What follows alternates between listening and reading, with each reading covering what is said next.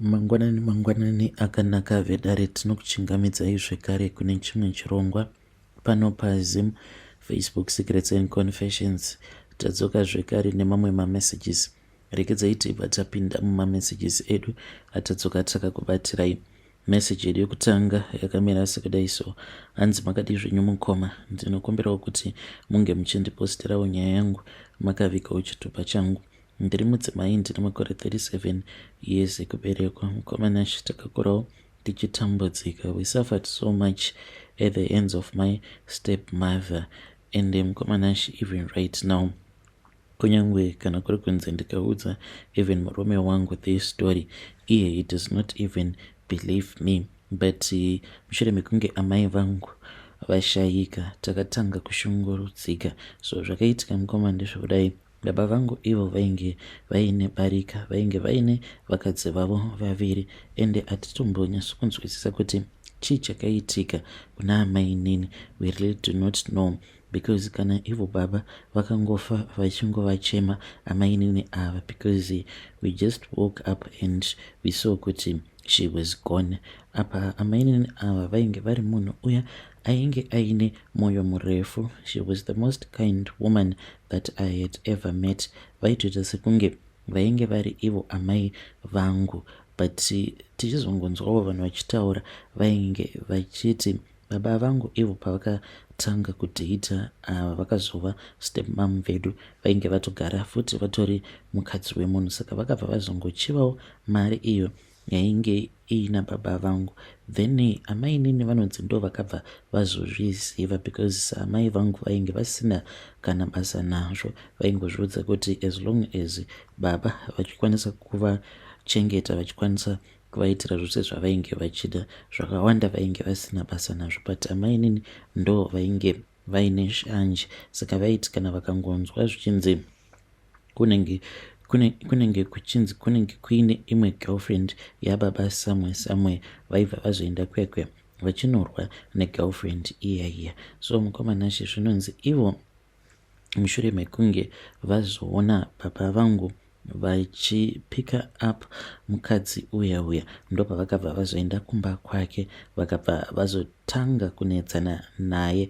Then vakatosvika pamba pake vakabva vatomurova. Saka vakazoti vava kubuda pamba paya hanzi kune vamwe vanhu vakaona girlfriend iyi yababa vakazova stepmother vachitonokora tsoka dzaamai nini.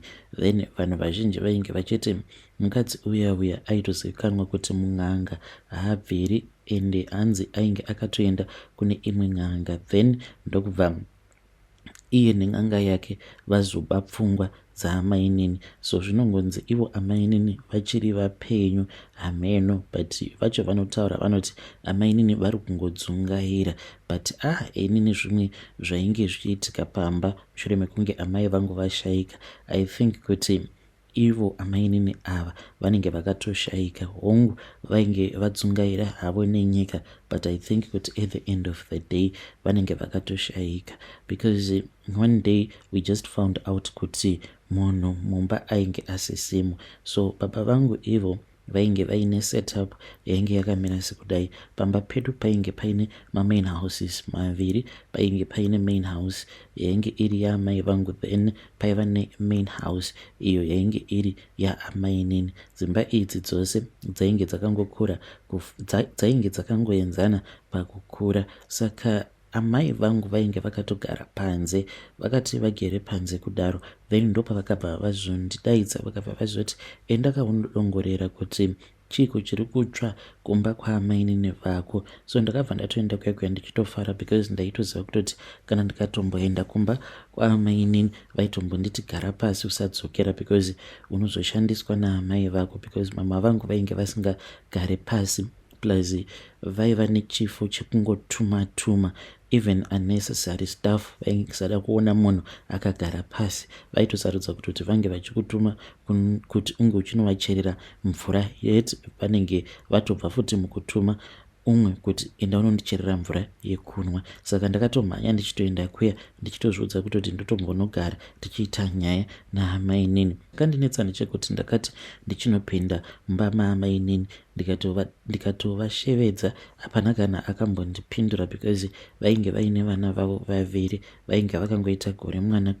Saka vana ava vainge vakangogara zvavo vachiona TV pamasofa. Ndakavabvunza kuti komama vavo vainge varipi, vose vakabva vatoti vainge vasingazivi kuti mama vavo vainge vaenda kupi. So ndakabva ndadzokera kukicheni ndikabva ndatovhura mapoto ndikatoona kutoti chikafu chavainge vachibika chainge chaita kupera nekutsva, ndokubva ndadzima mastovhu aya. So ndakabva ndadanidzira zvekare but ndikatoona kutoti mumba mainge musina munhu. Ndakafamba ndikatenderera nemba yose kudzamara ndichizonosvika kubedroom ndikatoona kutoti there was no sign of anyone in the house.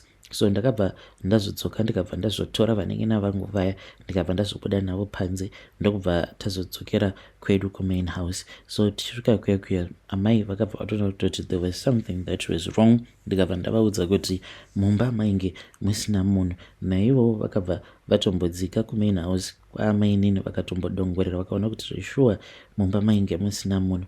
Baba vangu vainge vachingovafonera amai nini ava vachizama kuvabata but vasingadaviri foni. Vakazoti vasvika pamba ndopavakabva vazobuda mumain house yaamai nini vakabata foni vakati asiya foni yake uyu. Takazoti tava kutarisa tikatoona kutoti vainge vabuda gate vasina kana kumbopfeka bhutsu.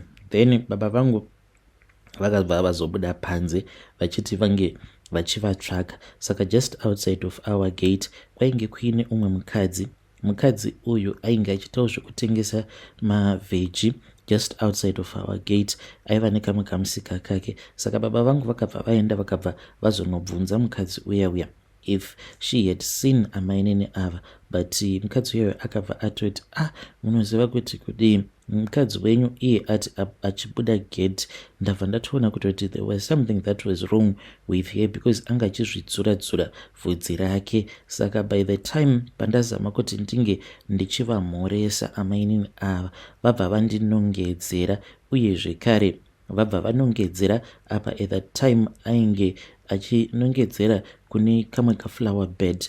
Akabva ati muona zvitinha izvo, vabva vatoenda vakabva vatononhonga chitinha 1.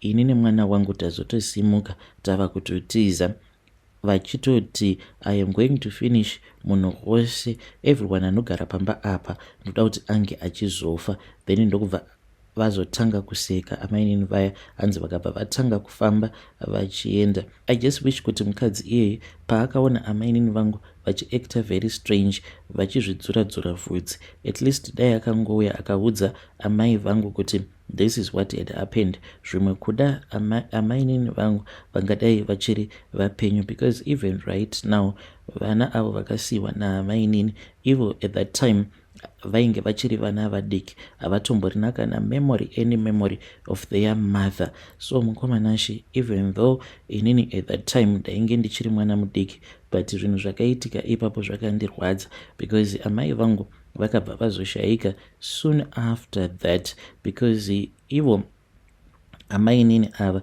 we thought kuti she was going to return but havana kana kuzombodzoka. Baba vangu vakadriver vachadriver but she never came back until when it was almost 1 a.m. tigere paveranda. Baba ndopa vakabva vazoti zvainge zviri nani kuti tinge tichienda kumapurisa to file for a missing person report. Takaenda kuya but tikabva taudzwa kuti tainge tichifanira kuti tinge tichizomira, ende baba vakatotaura neumwe ainge aine chifotocopy shop ndokubva vatoprintisa mapepa emissing person, but amai nini nanhasi uno avatombozivikanwe kuti ivo vakaenda kupi. We tried everything, uye hama dzaamai nini dzakatouya kumba dzikaita chivanhu chadzakaita dzichiti kana ari mupenyu anofanira kuti ange achifamba achidzoka kumusha. But still mukoma amai nini ava havana kana kumbodzoka. And at that time amai vangona ivo vakabva vatanga kusangana nemaproblems zvakaitika zvainge zvoitika pamba pedu. It was like a movie mukoma. Amai vangu vainge vava kungogara vachingorafurwa vachingokandwa rafu nababa. My father was no longer acting normal. Vainge vava kungogara very very rude towards my mother. Sometimes maikwanisa kutoti muchitoona TV, saka mai vangu vainge vasingafariri like noise. Vaiti kana vakangodzora volume, baba vangu vaibva vatanga kupopota. Vaipopota zvekuti vaibva vatobuda mumba, ende vaiti kana vakangobuda mumba vachipopota maitoziva kuti for the next month or so baba vainge vasingazodzoke kumba. Baba vangu vakambobuda for a very long time ndokubva vazodzoka. Pavakadzoka vainge vaine uyo akazova stepmother vedu, vakabva vazoudza amai kuti ivo vainge vafunga kuti vange vachitora zvekare umwe mukadzi. Saka amai vakabva vati, zvino mukadzi wenyu uyu wamauya naye kwamuchagara naye kupi? Then baba vakabva vatanga kupopota, vakabva vati handiti panapa pamba pangu, saka ndinokwanisa kugara naye anyway I want, and as a matter of fact iwewe ndinokwanisa kukudzinga nezvana zvako mobva manogara kana mudining umu, and inini nemukadzi wangu uyu tobva tatotanga kutoshandisa iroro racho raunofungidzira kuti ndo bedroom rako, aiwa ibedroom rangu. And amai vangu vakabva vatongokumbira havo ruregerero because vainge vachida kuti pange pachingogara paine runyararo pamba. So baba vangu ivo manje vakabva vazoti vainge vachida kupa ava amainini vanyowani main house iya yainge imbori yaamainini vaya avo vainge vakangotetereka nenyika. But amai vangu vakabva vati izvozvo zvavainge vachida kuita zvainge zvisina kunaka because zvinhu zvaamainini nanhasi uno zvichiriko kumba uko mukovanashi. Saka amai vakabva vati hazviite kuti munge muchipinza mukadzi mumba umo munenge muchiri neproperty yeumwe mukadzi, izvozvo zvinozokupai jambwa nemunyama. But baba vangu vakabva vatotanga kutopopota, vakabva vatoti kuna step mam vangu vange vachitotora bhegi ravo vange vachienda kumain house imwe yaiya makeys vainge vatovapa kudhara. But hey mukomanashi, even right now that is why ndichifungidzira kuti amainini ava kunyange vamwe vanhu vachiti vachiri vapenyu, but I think kuti vanenge vakatofa zvavo amainini ava, because kana ndiri seni I avoid by all means kuti ndinge ndichienda kumba kwababa vangu because kunotyisa. Hembe dzose dzaamainini dzichingorimo, everything, mukoma, mapoto, chinechi, the whole furniture, even mubhedha wavo ndo mubhedha wavainge vachitomboshandisa panguva iyo amai vangu pavainge vachiri vapenyu. Saka ivo baba vangu nemukadzi wavo munyowani vaitoratidza kuti vainge vakashinga, vakatoita zvivindi zvekuti vange vachishandisa zvinhu zvose zvainge zviri zvaamainini. Saka amai vangu vakabva vazoshayika, but amai vangu vasati vashaika vainge vava kundiudza zvimwe zvinhu zvainge zvava kundityisa zvichindivhundutsa apa ndini ndainge ndiri mukuru, saka vaiudza inini manje. Saka amai vakabva vandiudza kuti kubva ivo amainini ava pavakazoshanyirwa nehama yavo, pane vamwe vavainge vachiti ndogogo vavo vakatombouya vakagara pamba, but vakangogara pamba for less than 3 days, but vairatidza kutoti pane zvavainge vakafambira gogo vavo ivavo, because soon after that amai ndo pavakabva vandiudza kuti usiku hwoga hwoga amai vaiti kana vakatarisa panze vari mubedroom mavo vaiti vaiona sekunge munhu anenge achitambisa torch, hanzi vaitoona a dancing light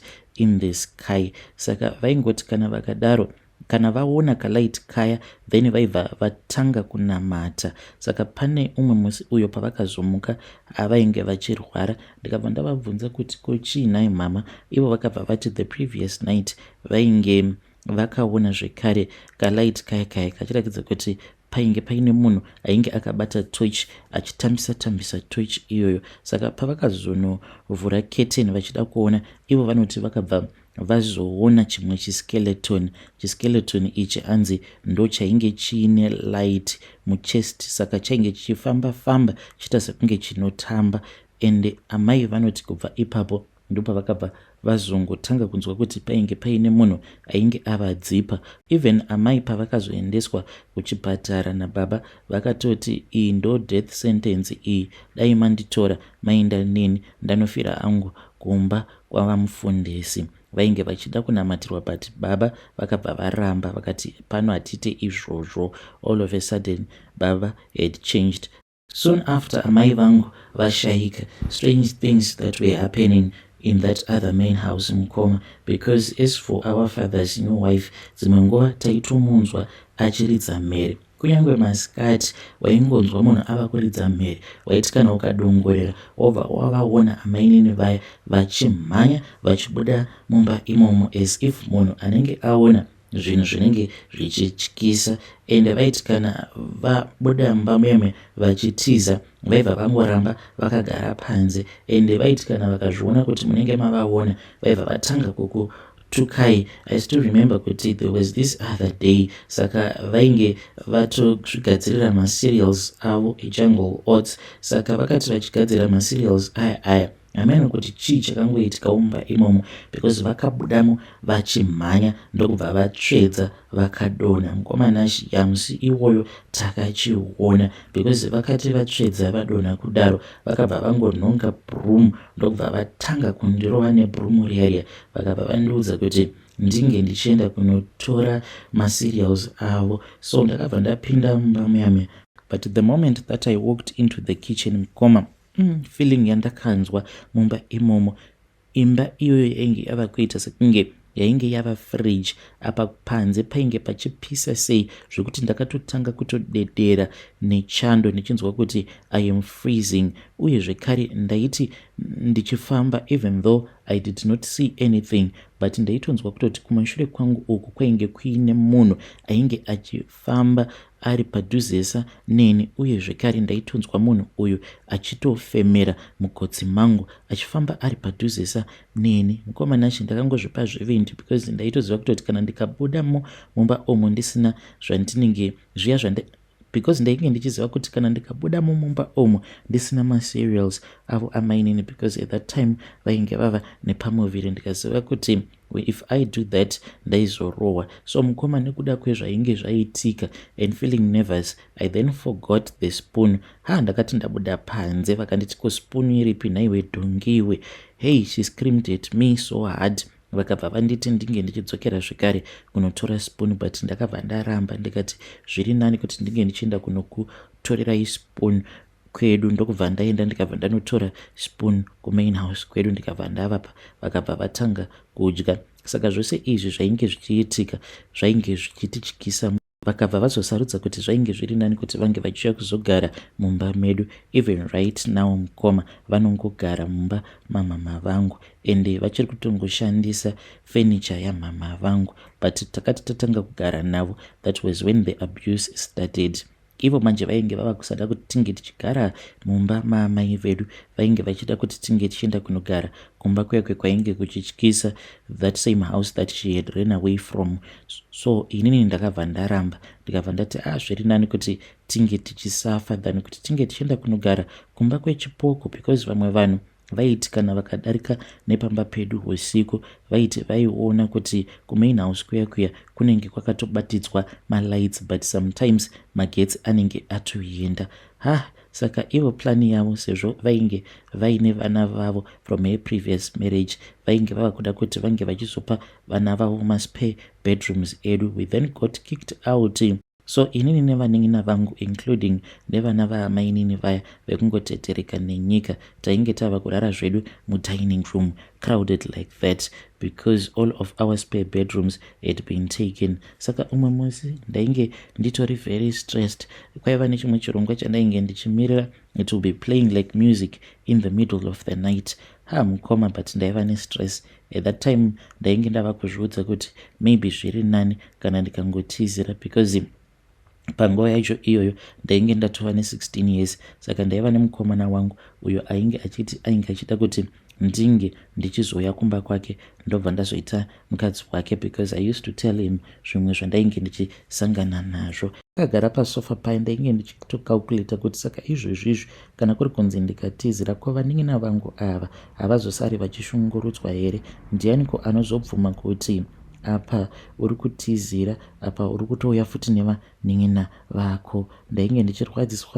Ndainge ndichirwadziwa nekushungurudzwa kwose kwatainge tichiitwa naamainini vedu ava. So mukoma, I really do not know kuti chii chakangondiudza kuti ndinge ndichitarisa kuseri kwefiriji, because tainge tiine mafiriji maviri. Kwaiva neimwe firiji iyo yainge iri mukitchen, saka magetsi epamba aita sekunge airemerwa, like kana tikakonekta mafiriji acho ose mukitchen, saka imwe yacho yainge iri mudining and it was really close to the sofa where I was sitting on.